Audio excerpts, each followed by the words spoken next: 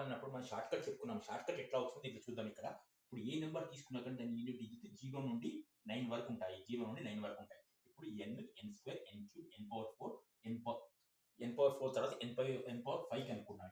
ఇక్కడ మల్టిప్లై చేసుకుంటూ వెళ్ళిపోయినట్లయితే ఇక్కడ ఫస్ట్ దానికి లాస్ట్ డిజిట్ 1 వచ్చింది. సెకండ్ దానికి కూడా లాస్ట్ డిజిట్ 2 వచ్చింది. 3 కు 3, 4 కు 4, 5 కు 5, 6 6, 7 కు 7, 8 కు 8, 9 కు 9, 0 కు 0 వస్తుంది లాస్ట్ డిజిట్. కాబట్టి దీనికంటే ఒకటి తక్కువ అంటే పవర్ 4 తో డివైడ్ చేస్తాం. ఇక్కడ రిమైండర్ మనం ఇక్కడ దీన్ని పవర్ ను 752 సపోజ్ దీని యూనిట్ డిజిట్ కావాలనుకోండి 752 ఇది దేంతో డివిజిబుల్ అవుతుంది 4 తో డివైడ్ చేయాలి. డివైడ్ చేసి రిమైండర్ తీసుకోవాలి. ఇక్కడ 4 తో డివైడ్ చేసినప్పుడు రిమైండర్ ఇక్కడ 0 వచ్చేస్తుంది. ఎప్పుడైనా కానీ రిమైండర్ 0 వస్తే అక్కడ 4 తీసేసుకోవాలి.